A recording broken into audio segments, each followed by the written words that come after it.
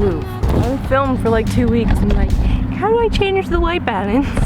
It's been a while. I hope you guys had an awesome Christmas, holidays, whatever. And wow.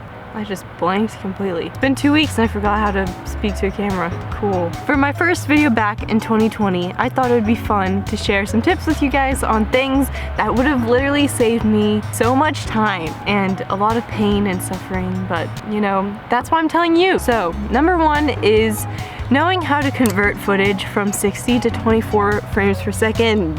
I had to learn how to do this the hard way.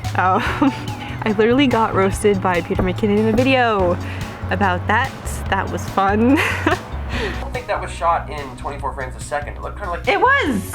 It was! Basically, 60 frames per second is slow motion, 24 is normal speed. So when you shoot in 60 on your camera, your shutter speed should be double whatever your frame rate is, first of all. I'll link some videos in the description of like camera basics. Because you really should learn that if you want to make cinematic vlogs. So you need to convert your 60 footage to 24 frames per second. So my camera does not do that like in body. I can shoot 60, but it won't convert it or anything. So when I go into my editing software, which is Premiere Pro, all this is going to be Adobe products, so sorry if you use like Final Cut or something. At the core, the same process. It might just be a little bit different than what I'm showing you on screen right now.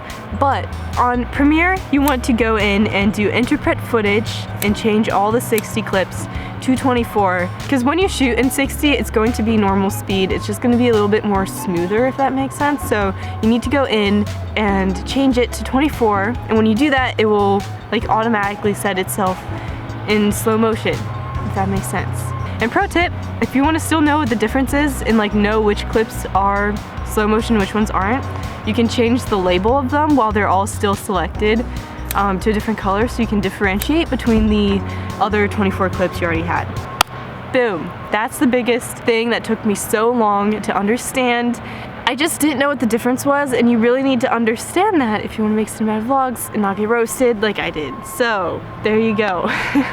Okay, another tip I want to give you guys is about just organizing your files. You know, organization is pretty important. I'm not the most organized person on the planet, so it kind of took me a while to get better at this, and it definitely cost me a lot of time. When you even like import all your footage, make a folder for your footage, for your music, for your sequences, sound effects, graphics.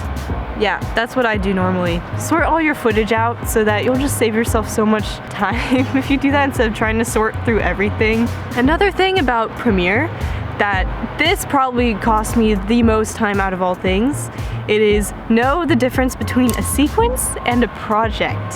Now, if you're coming from something like, I started editing on iMovie, and in iMovie it's all the same. Like the sequence is the project, if that makes sense. Like they're not separate things.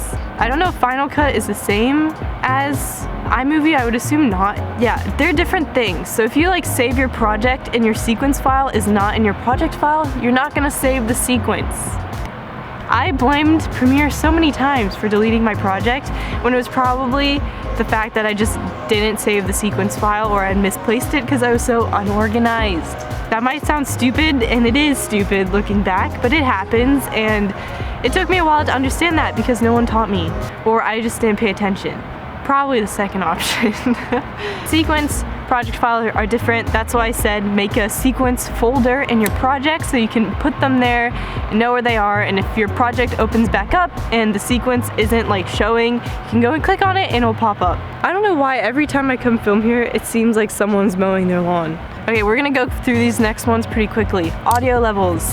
You need to find like a good general level to put your background music at that you can kind of use repeatedly. What I do for my background music is I found that -18 to -22 is like ideal for background music, and it might be different for you or whatever footage you're using. Yeah, I do -18 for background music, -3 for normal music or B-roll music, -3 to 0. It depends on like the levels of the other clips and stuff. Also, you can use these two like audio level things on the side that I've just kind of always ignored, but they're actually pretty useful because it shows you how loud it is, obviously. If you mute the different clips, you can see how loud each one is, and I just like to make sure there's like a nice gap between them. This is not scientific at all. I just like to know there's a nice little gap between the talking like this and the background music so that I know it's good and it's not overbearing or whatever.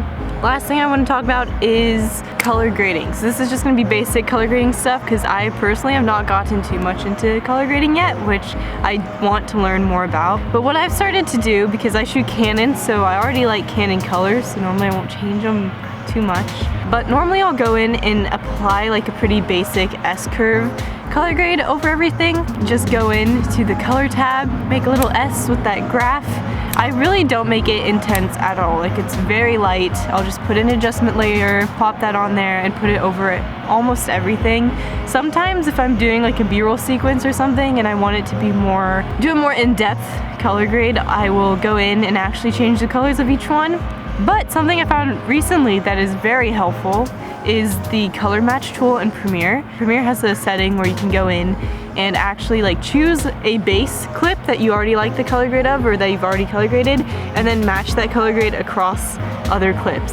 And 90% of the time it works pretty well. Like, sometimes you might have to go in and tweak it a little bit, but if you choose a good base clip, normally it gets the job done pretty good. I don't know if you guys can tell, but I'm excited for this year. I have a good feeling about 2020. 2019 for me, like, you guys know if you watched that video I made, Take the Leap. It was a year of difficult choices, a lot of learning. This year is about putting all these things into motion for me. I'm so pumped. I have so many ideas. Oh, my arm's getting tired. I don't vlog for 2 weeks and my arm's like, what are you doing? I hope some of these tips could help you guys out.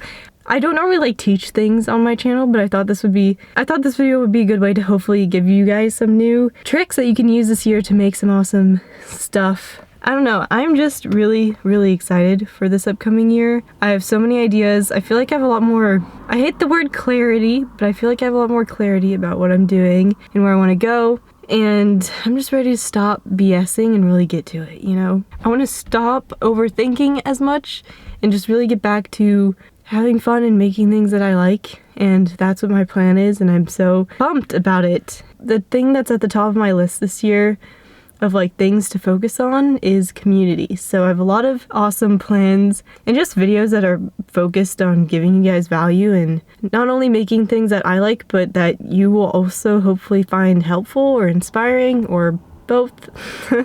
I just miss being on camera.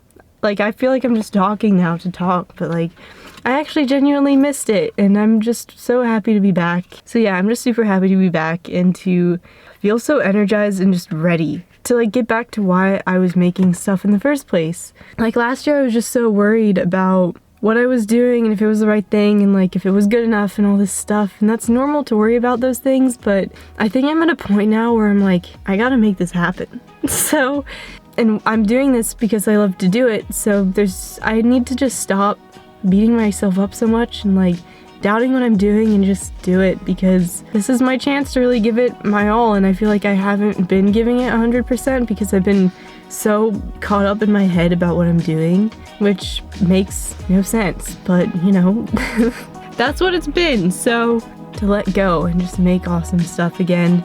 Not that it hasn't been awesome what I have put out, but you know, I'm ready to let go and just make awesome things. And I know Audrey editing this is gonna be kind of annoyed that I'm repeating myself 50,000 times, but I don't care. I'm just excited.